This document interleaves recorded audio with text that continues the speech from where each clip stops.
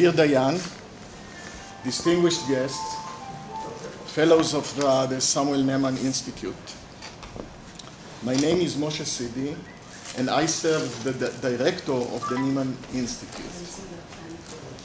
It gives me a great pleasure to host this unique event at our institute. We have gathered here today to celebrate the re-establishment of the Zvi Griliches Research Data Center. I find it very symbolic that we hold this event today, less than a week after the Holocaust Remembrance Day, a day before our Memorial Day, and 2 days before celebrating the 70th year of the independence of the State of Israel.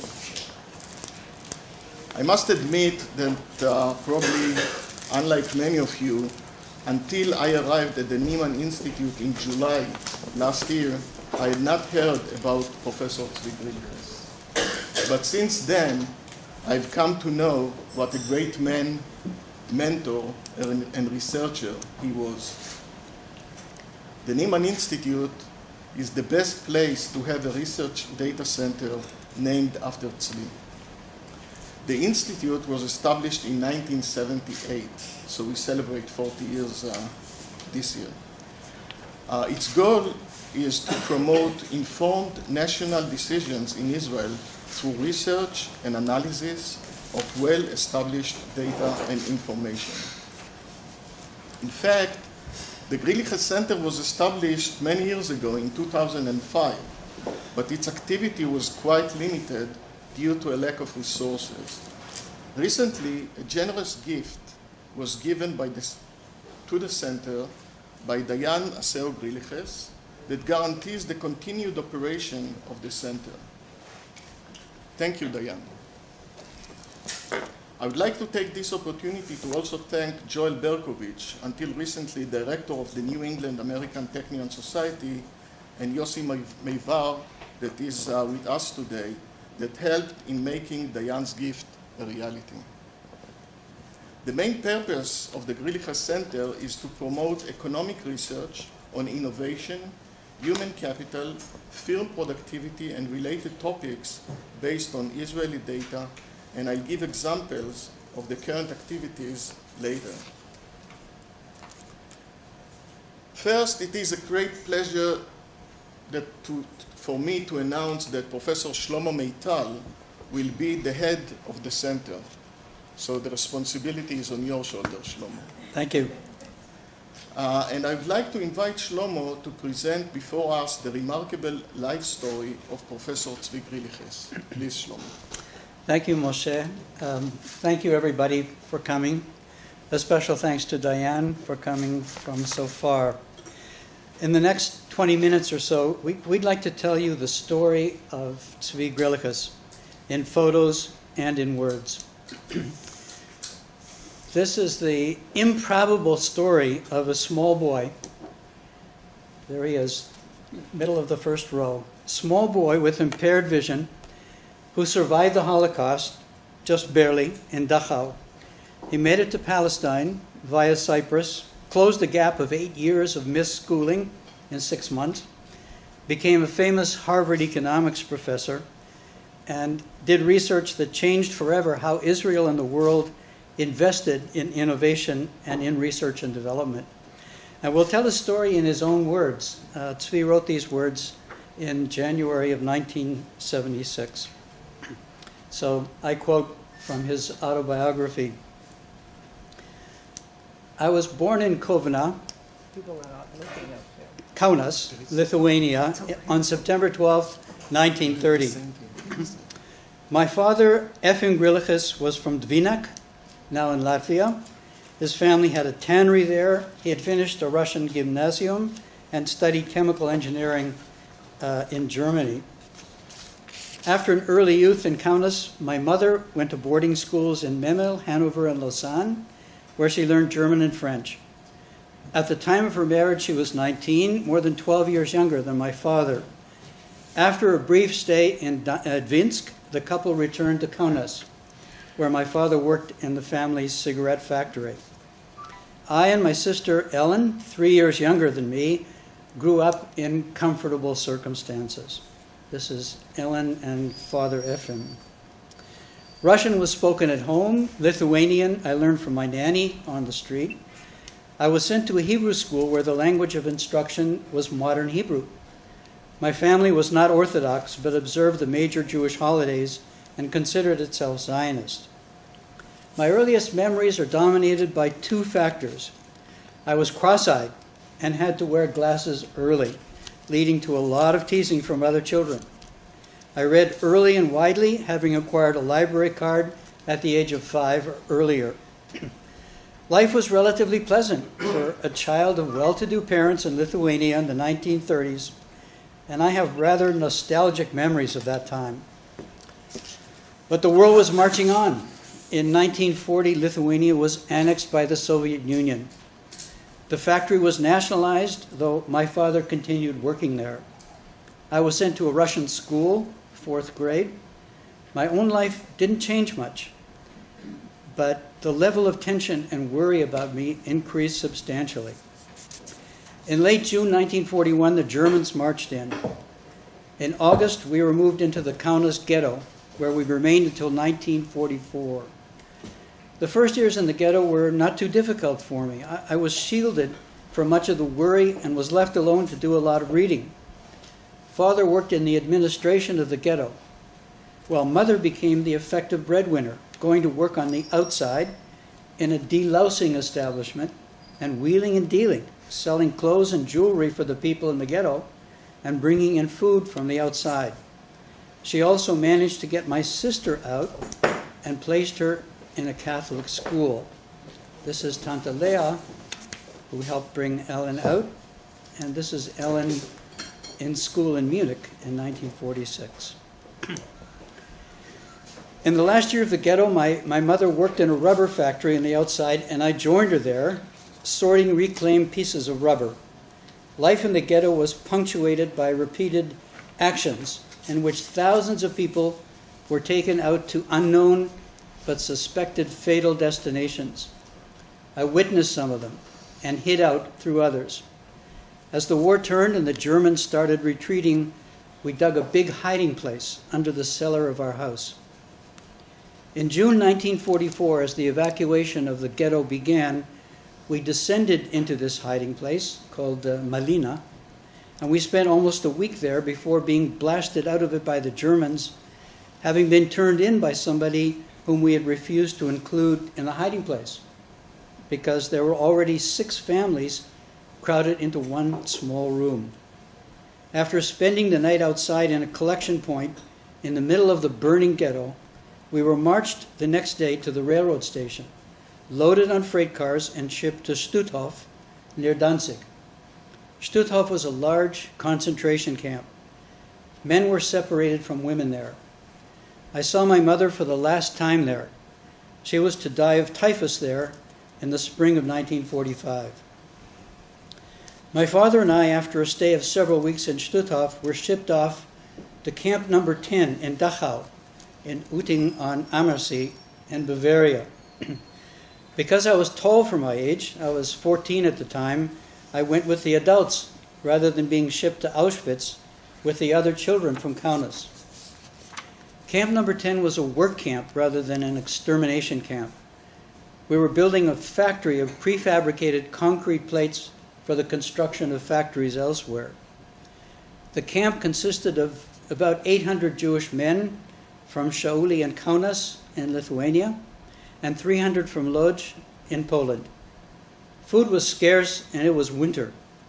I worked in excavation and carrying cement bags.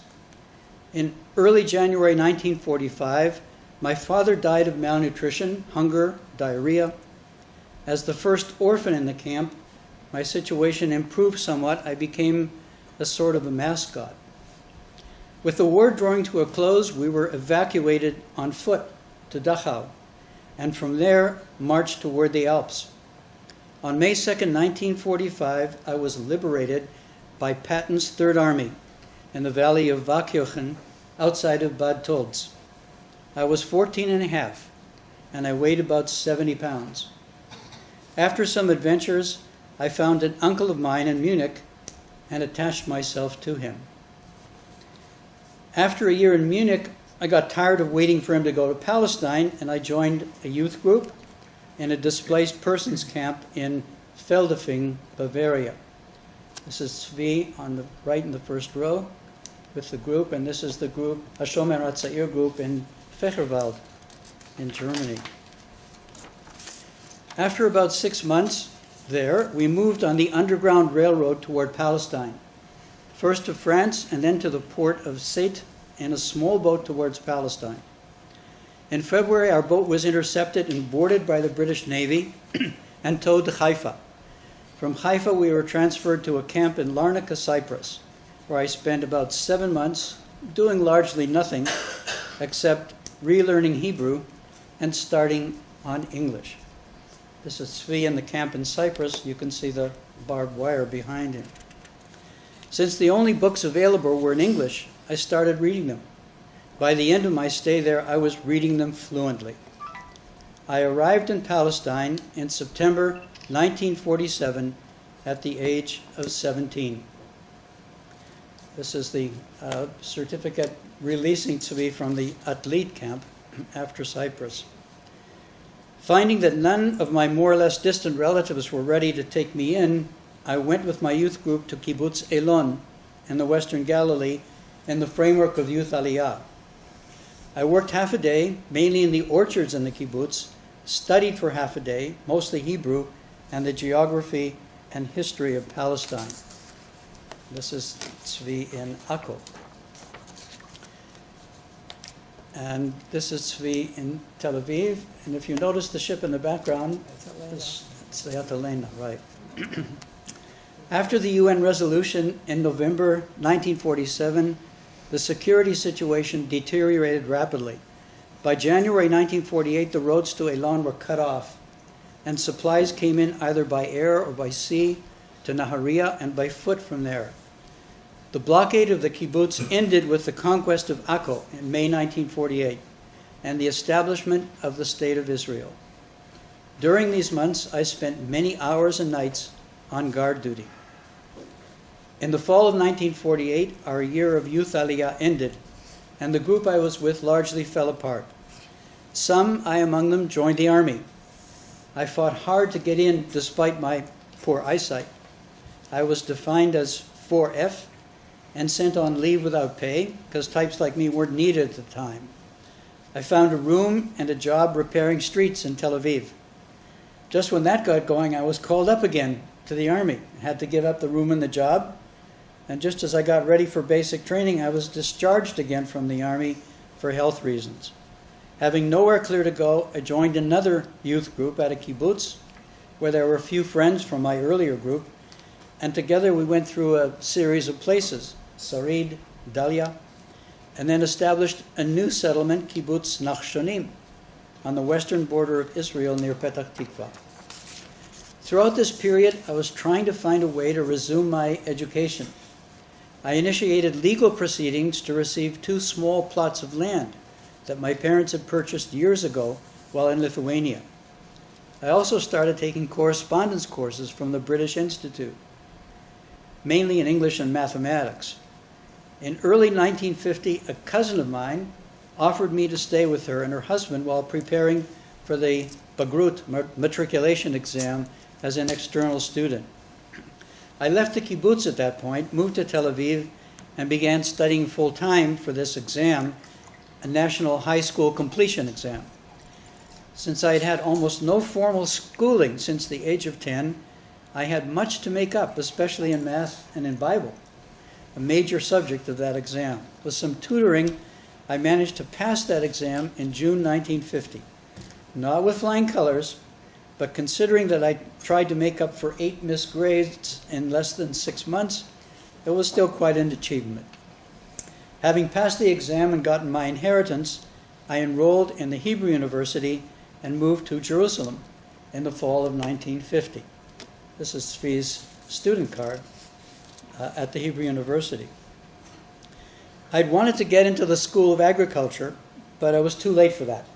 So I chose social science and concentrated on history. Among the teachers I had there, I was very much influenced by Professor Yaakov Talmon, a student of Karl Popper, who taught us to mistrust political movements that had the solution. At the time, I started thinking about going to the U.S. My uncle and sister, who had come out of Lithuania, joined my uncle in Munich. Instead of joining me in Israel, went to the U.S. in 1948. Also, the universities in the U.S. seemed to offer a larger variety and better opportunities for pursuing my educational goals. I applied to the University of California at Berkeley in agricultural economics and was accepted. I had chosen agricultural economics because to leave Israel at the time, one had to study something essential. Agricultural economics appeared to me the most attractive social science type of area of study among the various other essential possibilities such as engineering or accounting, open to me at the time. I arrived at Berkeley and the U.S. in September 1951. This is reunion with Sister Ellen in New York, 51, and this is Zvi's uncle and sister in New York at the same time. The uncle's wife. I did a BSc in agricultural economics in 2 years, having gotten a year's advanced placement for the Israel Matriculation Certificate and a year's credit for the time at Hebrew University, and I did a master's degree in an additional year. This is the young Zvi at Berkeley. I also got married in 1953 to Diane Assail from Los Angeles. On the far left, Diane Assail at a music camp at Brandeis. Zionist. Zionist music camp. Yes, a Zionist music camp. Before I met him. And this is Zvi with Diane at Berkeley. And this is their wedding in California in 1953. In 1954, we moved to Chicago, and I continued my graduate studies in economics at the University of Chicago. I received a PhD degree in 1957. This is Zvi with his mentor, Theodor Schultz, a pioneer of human capital studies, and ultimately winner of the Nobel Prize in economics. Zvi continues. We had 2 children, Eve and Mark. This is Zvi with Eve, baby Eve. And this is Eve and Diane. And this is Mark and Eve. And Eve and Mark. And this is Zvi with the beloved cat and the 2 kids in the bath. Zvi continues, I started my research career working on the economics of technological change, the diffusion of hybrid corn seed, the increased use of fertilizer in U.S. agriculture, and the methodological and empirical problems of measuring technical change in agriculture, manufacturing, and the economy at large. The data showed how fast hybrid corn was spreading in Wisconsin and Indiana and Alabama. I tried to show, in fact, that hybrid corn was spreading in the areas where the hybrids had a higher superiority over the old variety of corn. And this was Zvi's famous article on hybrid corn published in Econometrica, and along with a paper, which I'll refer to briefly, published in the next year, established the basis of measuring the astronomical social return to investment in research and development. Zvi continues, I also looked at how much firms spend on research and development, trying to see how that advanced their productivity. We asked, how profitable is that sort of investment to the investors and to society as a whole? Economics is a little bit like archaeology in the sense that we can't really do major experiments. We cannot take people and take their money away, or go into the market and change prices and see how things happen. That's why you have to have model building. So we use mathematical models to describe what you think is happening, and then you go through the data and you try to fit those models to the data to see whether it's consistent. I moved from Chicago to Harvard in 1969. This is Zvi at Harvard. And some of you may recognize the young student next to Zvi before his hair turned white from a stint in the Knesset. Of course, this is Manuel Trachtenberg, and we'll hear from him later by video. Quoting Zvi again, "There were two reasons I chose to move to Harvard, a pull and a push. The pull was I was 39, full professor at the University of Chicago. If I turned down Harvard, I was making a decision to stay at Chicago forever. I wasn't ready for that. Also, we have a son, Mark, for whom there were much more resources for special education in the suburbs of Boston. And I could sense there was a vacuum at Harvard in econometrics. I could sense that I could make a difference. The social return was likely to be large." This concludes Zvi's story in his own words. He was a distinguished Harvard professor for 30 years. He did pioneering research, and he trained generations of great scholars. But there's one important postscript to add. In 1991, Zvi was awarded an honorary doctorate by the Hebrew University, and he valued that award very, very deeply. This is the ceremony where President Yoram Ben-Porat, the late Yoram Ben-Porat, makes the presentation to Zvi Griliches. And this is the description of the honorary doctorate. Zvi is shown here with his beloved cat, Misha. Is that right? Misha. Mm-hmm. Misha, the cat. And again, and finally, after illness, he was quite ill here, Zvi passed away on November 4th, 1999. Zvi's distinguished former student Ian Cockburn and colleague Ernie Berndt helped organize Zvi's papers, voluminous papers, together with Diane, and delivered them to the Harvard University Archive. Many people, I'm among them, many people believe that had he lived a few more years, Zvi Griliches would have been awarded the Nobel Prize for Economics. Griliches published a paper in the Journal of Political Economy in 1958. That's 60 years ago. And he showed with impeccable care, and I quote, "at least 700% a year was being earned as of 1955 on the average dollar invested in hybrid corn research." 700%. Only someone with Zvi's credentials and impeccable methodology could have made such a claim. And that astonishing finding helped Israel and the world understand that R&D was the road to innovation, to growth, and to prosperity. And the rest, as they say, is history.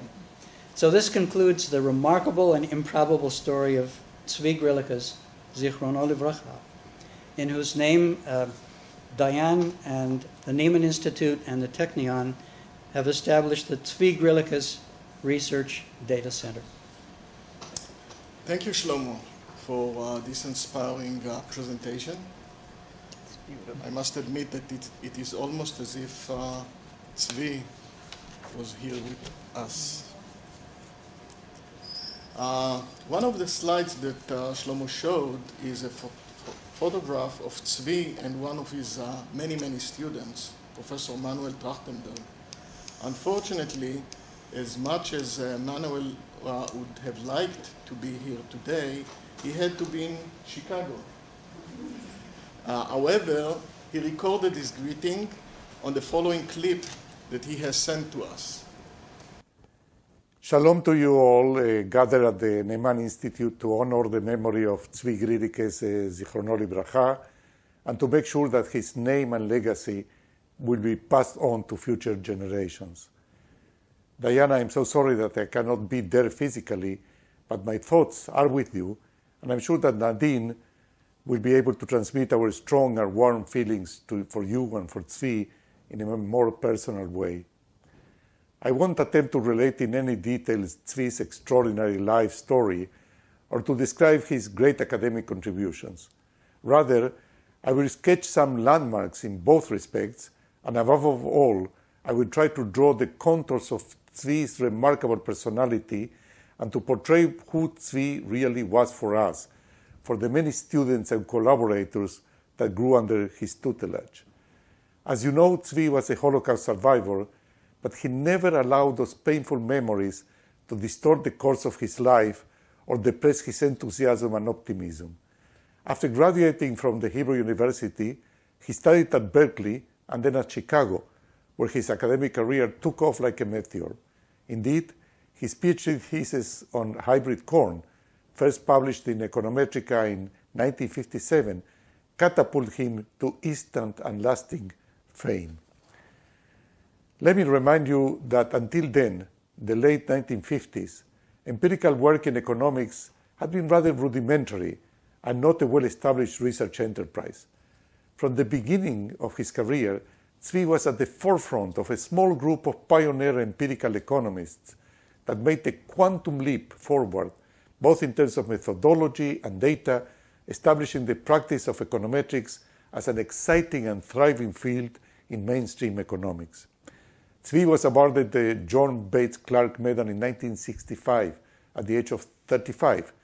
The medal is given every 2 years to the best economist under the age of 40. In 1969, he moved to Harvard. In 1993, Zvi was elected president of the American Economic Association, one of the highest recognitions in the profession. In the late 1970s, Zvi established the productivity program at the NBER and led it until his death in 1999. For 20 years, that program was the main pillar of research in the field of productivity, R&D, and technical change in the world. And Zvi played an extraordinary role not only as the key academic figure, but also as an entrepreneur, guru, manager, and spiritual leader of the field. Indeed, one of the hallmarks of Zvi is the extent to which he gathered around and nourished a remarkably large number of disciples, not just students in the formal sense, but followers, people that he touched, influenced, pushed, encouraged, advised. There is one item in the official biography of Zvi that is not there, but nevertheless should be mentioned because its absence is, in my view, an affront not to him, but to the economics profession. And that is the fact that Zvi died before being awarded the Nobel Prize, which he so much deserved. As many of you know, Zvi was intimately connected to Israel throughout his life. He was perfectly fluent in Hebrew. He kept up with contemporary Hebrew literature. He had many friends and visited Israel very often. Moreover, he took a personal interest in Israeli students and faculty in the US. He was, for so many of us Israelis, a sort of lighthouse, a migdalor, right there, that we could see from the distance, be guided by it, and feel comforted just by knowing that he was there. Now let me try to convey to you what it meant to be a student, a disciple of Zvi.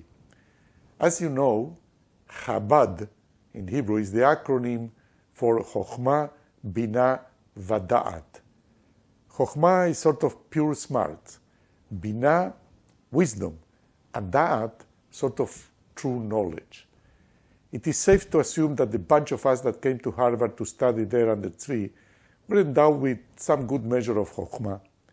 Some of us would acquire from Zvi also some Binah along the way by osmosis, by observing him in seminars come up with the sharpest comments in such an effortless way. But Da'at, oh no, none of us would ever come close to that. Da'at is reserved for the chosen few, and Zvi was definitely one of them.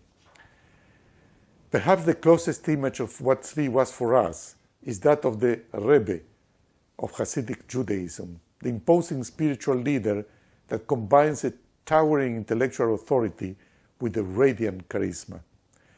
And as the Rebbe would have surely prescribed, the appropriate way to keep Zvi's memory is to do mitzvot, good deeds, which in the professional context means to keep doing and to pass on Zvi's approach, his type of research, his scholarly style.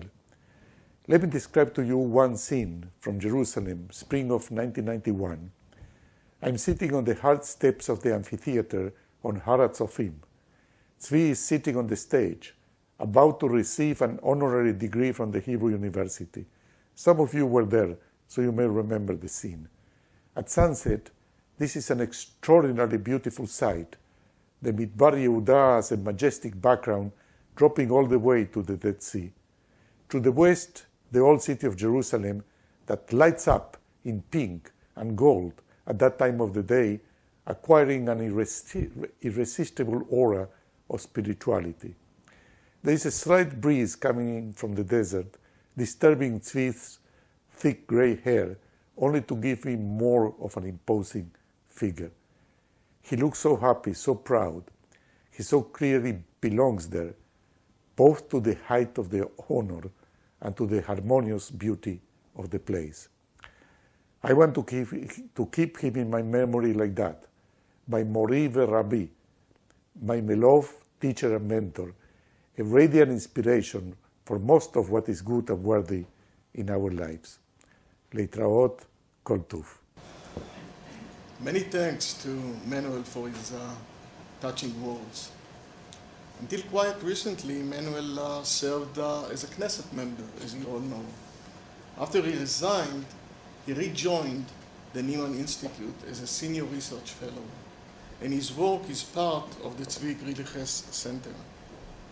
Manuel is gathering data to build a social and economic agenda for the next government.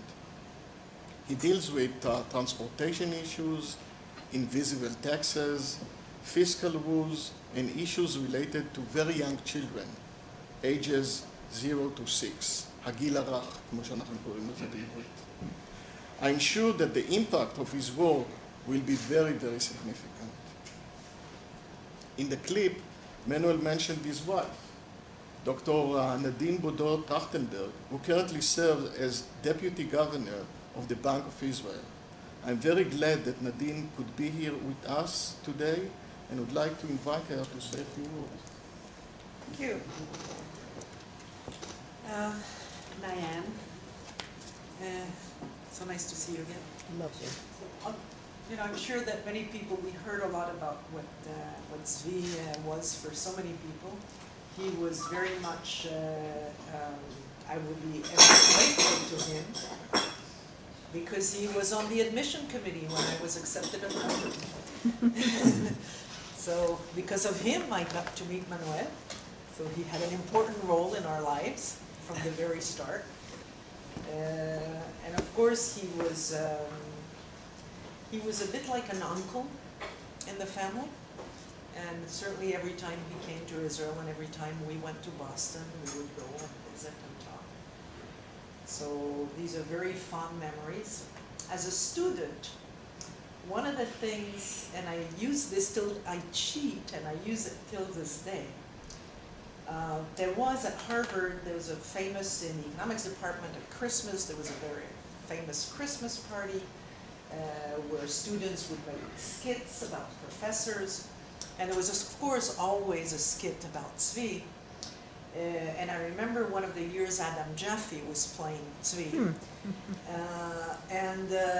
One of the things that he mentioned to emphasize the extent to which Zvi, the way Zvi looked at data, and he said that, you know, so he's playing Zvi, he's getting into this room of students, and they have this very large set of data, and then Zvi proceeds to tell a story about every single piece of data that is included in this matrix of 100 by 100.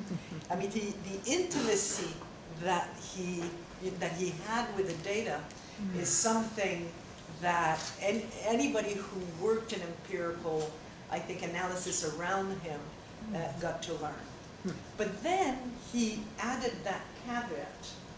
He said, you know, my grandfather used never to eat tzitzot, minced meat. He didn't eat it, he didn't eat it outside because who knows what they put in the tzitzot. He also didn't eat it at home because he knew what went in it.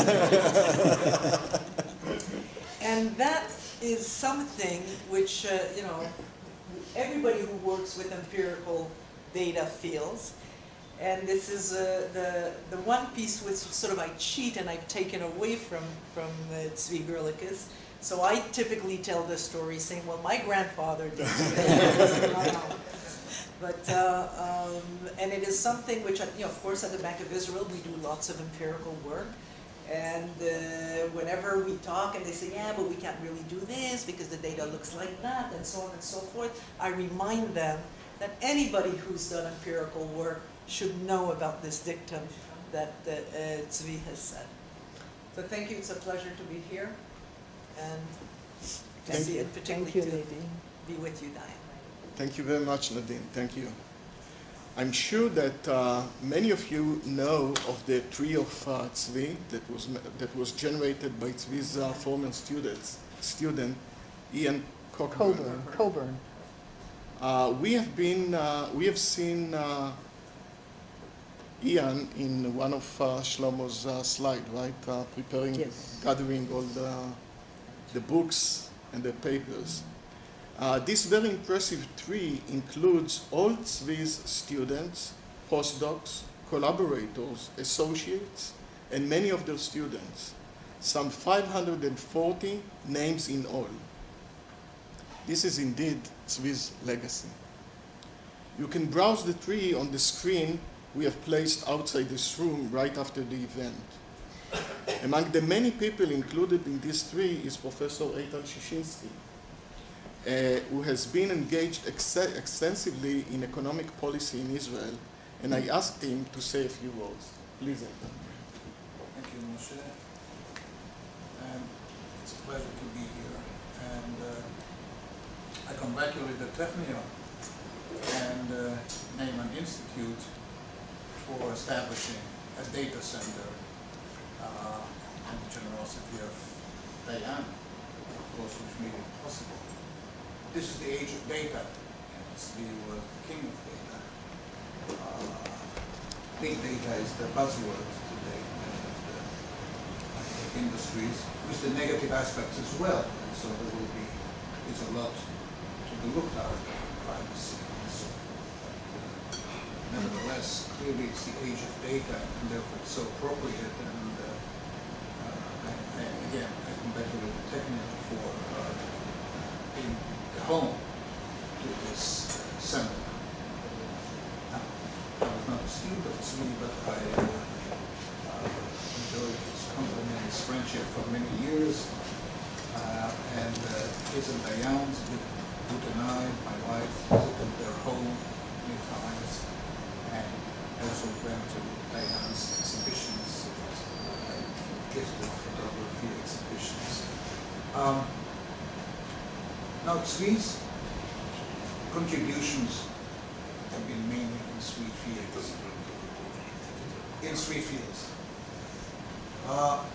As Paul David put it once, three hits. One was the hybrid corn, which was mentioned here, and some follow-up articles on the same one, explanation of the economics of technological change. Then there were distributed lags, which we again wrote a seminal article. And the third field was, of course, economics of technological change, R&D. In each one of those, we opened a field of research. By the way, I looked at, talking about data, I looked at the citations of these articles, and it's interesting that the two, not the hybrid corn, I'll come back to that, but the two other articles follow what Zvi used as his tool in the hybrid corn article was a diffusion process, a logic model. It was a diffusion process. And the citations really follow the same kind of diffusion, a logic process, not the hybrid corn. The logic model where there's a peak shortly after the publication and then it ebbs off after years. The hybrid corn stayed steady and is one of the most cited articles in economics. He used a certain approach in his hybrid corn one, a disequilibrium approach, and later other people challenged it and looked at other methods. Mansfield and others looked at informational imperfections and other aspects, but still, hybrid core and diffusion process was a major, still the cornerstone of the economics of diffusions of ideas in economics. Distributed lags as well. I remember I studied, and I'm sure they too, from a book by Koik, Dutch, and 2 chapters were devoted to Zvi's seminal article on distributed lags. On the last field which I mentioned, technological change, he of course was well known later in his life and established a working group for many years. He headed this working group at the NBER on the economics of R&D. Unfortunately, the centrality of Zvi was such that I'm not sure whether this group continues today, but certainly it thrived under Zvi and was the center for studying the economics of R&D and the microeconomics of innovations. I'll also mention that Zvi had some articles on the return to education and the investment in education, which is another field of interest to many economists. It was already mentioned how good, and I was not one of his students, but I know how loyal Zvi was to his students, and witnessing, we heard Manuel. I studied microeconomics from another student of his, which Yuda Greenfield, who was one of his students in Chicago, but unfortunately died drowning in Israel 2 years after he came here and joined the Hebrew University. But I studied microeconomics under Yuda Greenfield, and he mentioned Zvi's importance in his life.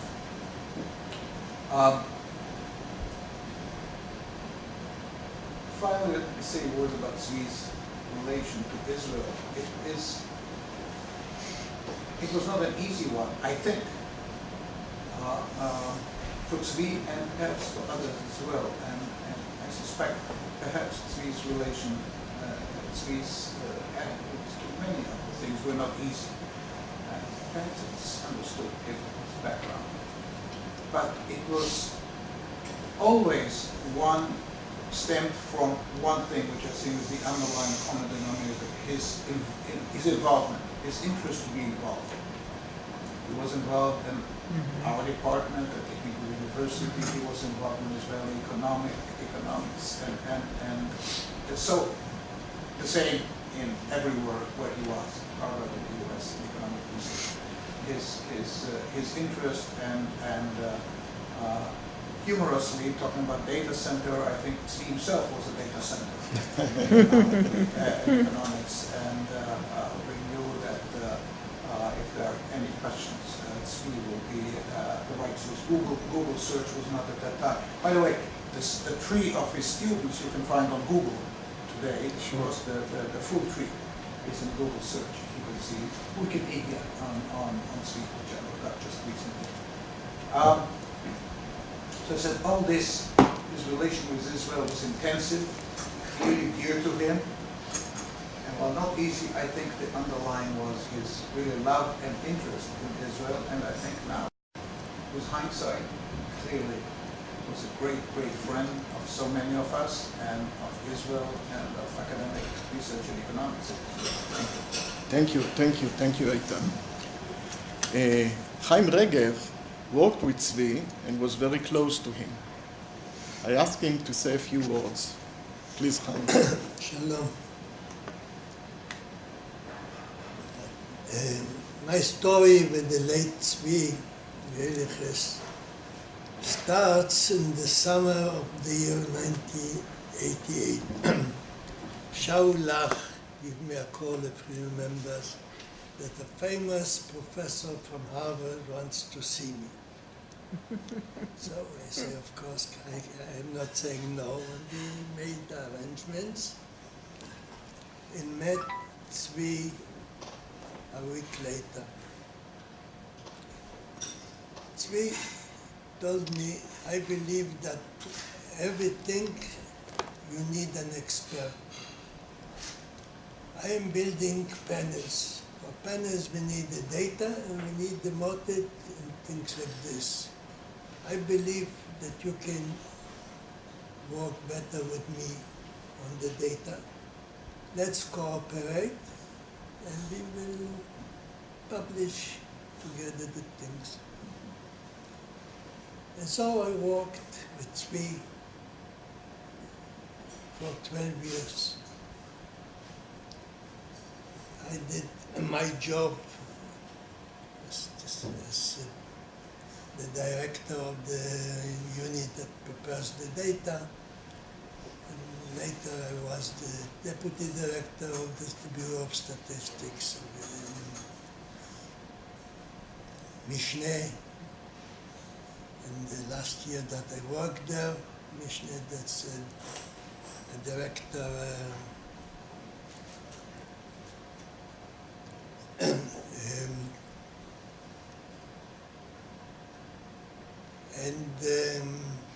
Did both things, worked in the office and worked with Zvi. We succeeded to finish one panel for the year 1988. It was published in the Journal of Econometrics. I looked at those on this panel and today or yesterday, and then I found Zvi wrote it. The next finding of interest is what one might call the shadow of death effects. Doomed firms, those that will exist in the future, are significantly less productive in the present. And indeed, we found all the time that a firm that is exiting many years before you can see the problem of the firm. But I wondered, what is that shadow of death effect? What is the shadow of death? Now, shadow of death is from the Tehillim, from the Tehillim. There is a small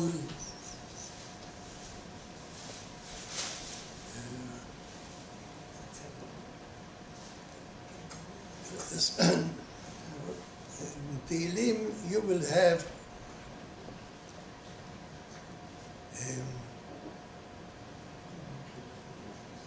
let's give me a moment, the Tehillim easier to explain to you. In Tehillim you found the shadow of death, and it's in Hebrew.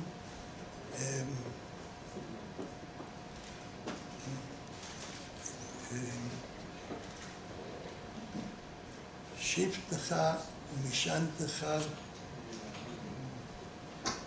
אשר, אתה רוצה מזמור לעשות? לדוד, השם רואי לא יחסר, בינות דשת ירביצני, על מי מנוחות ינחילני, נפשי תשובב, מגלי צדק.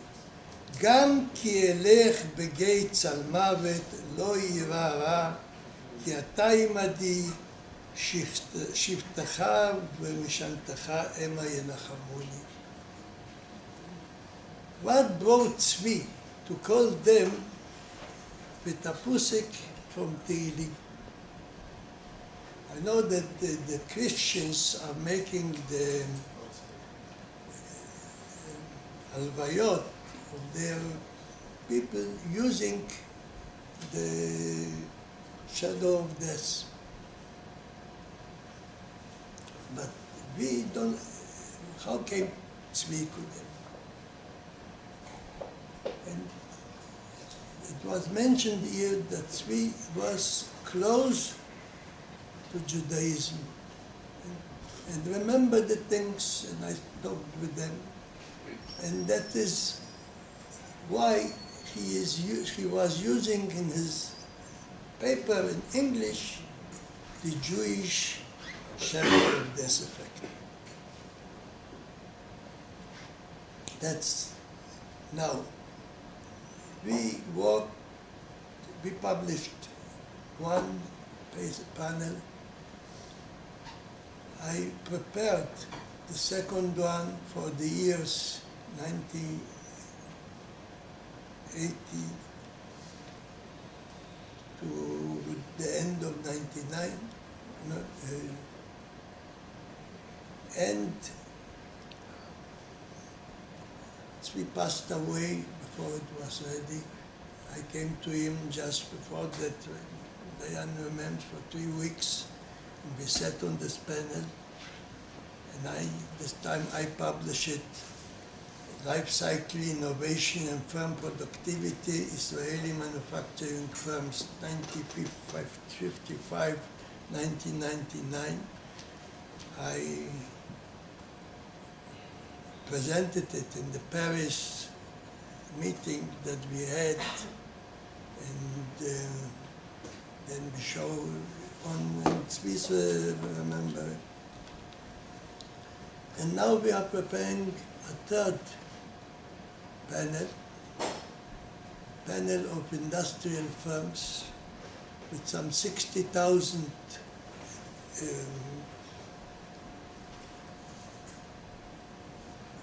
data, and we will publish it, and I mentioned Zvi too. Thank you, Chaim. Thank you very much. That's what I wanted to say. She asked me something short. Excuse me that I was a little bit. Thank you. I'm very excited to tell the story of Zvi. He is the best thing that happened to me after my wife, after my meeting. And it was a very great thing that a simple man like me worked with a man that's Zvi. And we were friends, and we felt together, and it was a very hard time when he passed away. I then, by chance, retired from my office, and I sure will never forget Zvi. Thank you, Chaim. Thank you very I much. kept Kaddish for him and everything, the yahrzeit and everything. And, yeah, good. Yes, we are together. We are connected to Diane too. Thank you. Excuse me. And Thank you. when you came to visit us, you taught us more or less how to do a proper Erev Shabbat. Yeah. Okay, thank you. Several people in the US and in the United Kingdom heard about this event and asked me to read what they sent. I'll start with Professor Ariel Pakes from Harvard. Pakes? Thank you, Pakes. So he wrote, Zvi Griliches was one of the most influential empirical economists our profession has ever had. In Berkeley and in Chicago, he was introduced to a new world of techniques and computers that had just begun to allow empirical analysis of issues of obvious policy input. His reaction was to study the larger processes his Eastern European intellectual tradition had focused on in terms of smaller examples that could be analyzed with the data and computers available. This would illuminate both the importance and the implications of the underlying issues. This led to his seminal work on the diffusion of the rate of return to investments in hybrid corn, agriculture productivity, and hedonic prices indices for automobiles. These studies paved the way for Zvi's and the profession's interest in the importance of economic incentives in the diffusion knowledge, in the supranormal rates of return that could emanate from public research and educational facilities, the importance of innovation and quality change in inputs in assessing productive potential, and the need for quality adjustments in our price indices. Just as he got excited by the opportunities that had become available in economics, the economic community welcomed his new insights. He received the John Bates Clark Medal, we heard about it, from the American Economic Association in '65, and among other honors was elected, we also heard it, to the National Academy of Sciences, and served as president of both the American Economic Association and the Economic Society. This ends what Pecos had to say. Next, you asked if the NBER group is still existing. It turns out it is. Next, a group of people from NEBR, this is the National Bureau, I had to look what it is, the National Bureau of Economic Research. These people include Professor Ernest Brandt, Ian Cockburn, Shane Greenstein, Rebecca Henderson, and Scott Stern. And Scott, by the way, is Manuel's student, as I understand. Tim Breshnahan's student. Okay. So they wrote, "Greetings to you all from NBER. Although Zvi is no longer with us, his curiosity about the economic world, his focus on big questions, his insistence on getting the data right, his interest in developing new econometric methods, and his good-humored skepticism about the results very much live on in new generations of scholars. Long before big data and data science became fashionable, and before their power to inform old questions and also ask new ones became apparent, Zvi was working with data sets of statistical techniques that strained computer technology to the limit. He would surely have looked on the current wave of papers and also businesses mining hundreds of millions of records on the minutest aspects of economic behavior with great interest and not a little pride. So it is entirely fitting that the Samuel Neiman Institute has a Griliches Center. As a joke goes, and probably you will understand the joke, I'm not sure I do, they wrote data science, it's statistics, except done in Haifa or San Francisco. All of us here in Cambridge who remember Zvi are delighted by today's dedication, and we send to you our very best wishes for the future success of the center. This ends what the NBER group wrote to us. Finally, Professor Mark Shankerman from England wrote to us. Rarely a day goes by without my thinking of Zvi, both remembering his selfless contributions to my education at Harvard and well beyond, and frequently asking myself what he would think or suggest about some current academic question arising in my own research. His influence on my life is incalculable, and in this I'm one among many. The tree of Zvi, the genealogy of his intellectual offspring, is well into the 4th generation by now. Zvi was a giant pioneer of empirical work, and the father of the economics of technological change. The themes he emphasized in his vast body of work are central to all modern microeconomic thinking on technology, innovation, and growth. He emphasized that technology is an endogenous phenomena to be explained.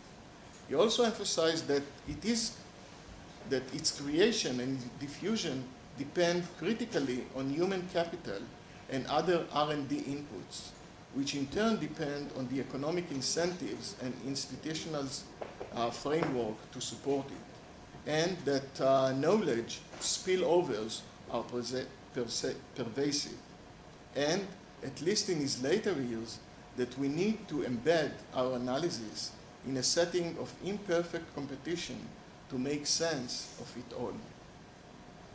His work on this goes back to the late 50s, and it is now 60 years later, but these key themes of his research resonate even more strongly in today's information-based and globalized world.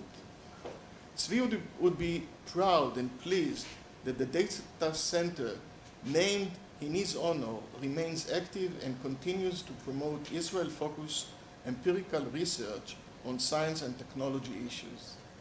If we were able to translate this cutting-edge research into useful guidance for policy making in these areas, so critical to Israel's continued economic strength, he would be doubly pleased.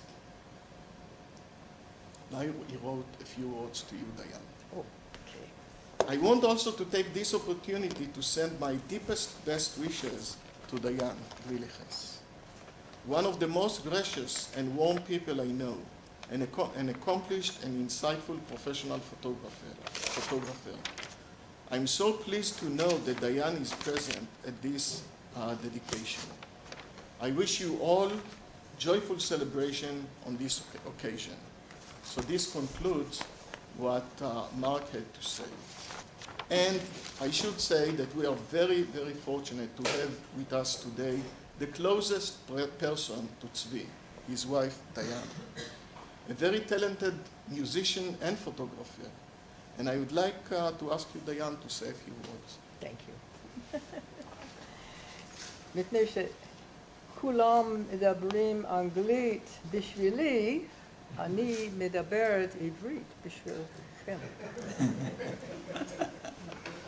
So there. אני אנסה לדבר עברית. ההיסטוריה התחילה עם הסבתא של צבי בקאונס, ליתואניה. היא קנתה חלקת אדמה בנתניה בפלסטינה. אני חושבת שזה היה בשנות ה-30. במשך הרבה שנים צבי ניסה למכור את האדמה. הרבה פעמים ללא הצלחה, בלי סיבה הגיונית. הוא אפילו נעזר במספר עורכי דין, גם בלי הצלחה. בזמן שהוא היה סטודנט, הוא כתב את התזה on hybrid corn. זה היה ב-57 באוניברסיטה של שיקגו. התזה נעשתה מפורסמת, מפני שהיא, כמו שאתם יודעים, שהיא עסקה בטכנולוגיה חדשה וכלכלה של הדיפוזיה. Isn't there another word in Hebrew for diffusia? של הטכנולוגיה הזאת, וזה עזר מאוד להעלות את הפרודוקטיביות. חלפו שנים רבות, ולאחר מותו של צבי, העמיתים שלו נפגשו יחד ב-2002 להקים מרכז לנתונים במוסד נאמן בטכניון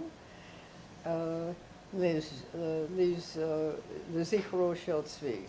מרכז צבי גריליקס למחקר ונתונים, לעזרת לכלכלנים הישראלים, אבל המרכז נדרוש מימון. במשך 5 שנים ניסיתי גם אני למכור את האדמה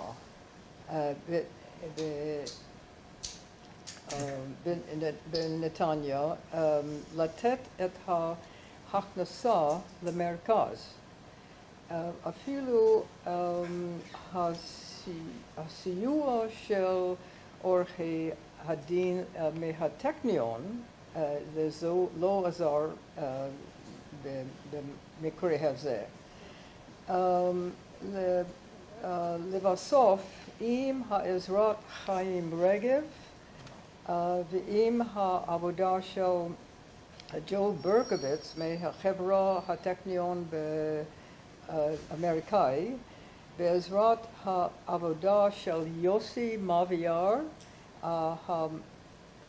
הביצוע, נכון? הביצוע הישראלי, הצלחנו למכור את האדמה, ממש לפני שנה. ועכשיו המרכז מקבל חיים חדשים עם הרעיונות של שלמה מטל. גם התזה המפורסמת של צבי מקבלת חיים חדשים לכבוד חגיגות ה-60 של התזה. ואז כל הכבוד ותודה לכם, כולכם.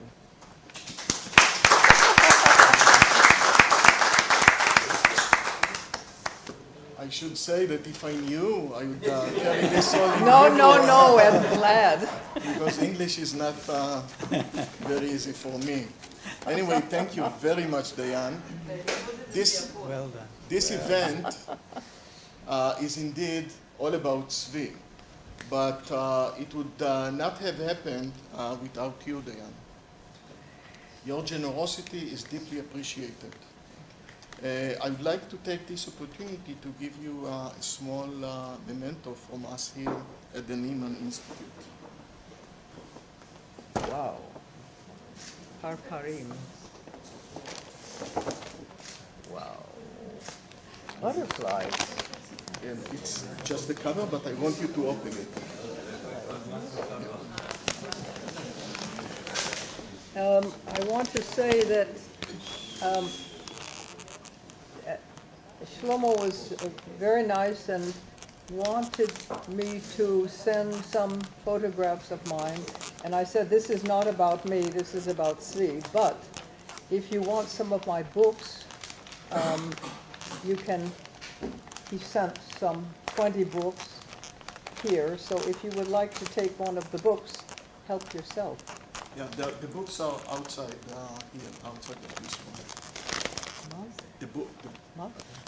Yes, open it. Yeah, please. Don't. It's too pretty.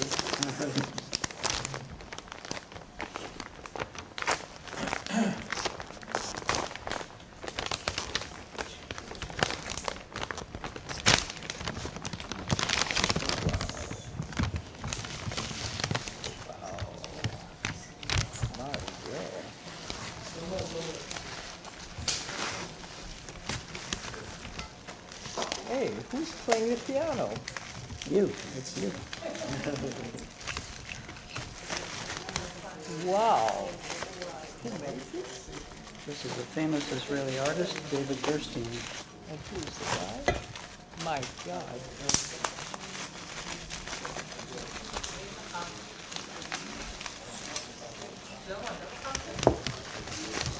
Ken. No, זה ממשה.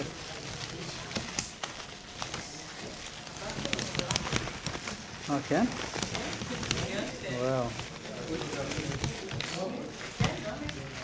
Oh, it opens here. Okay.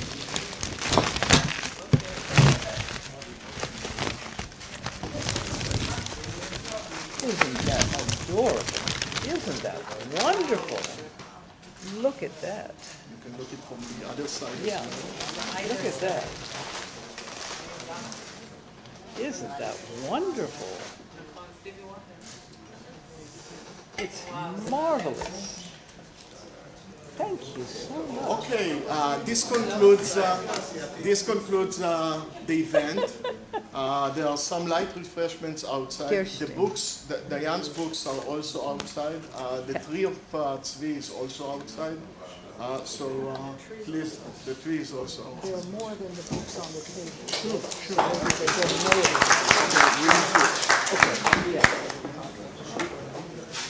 Thank you so much, both of you. Thank you so much. Love.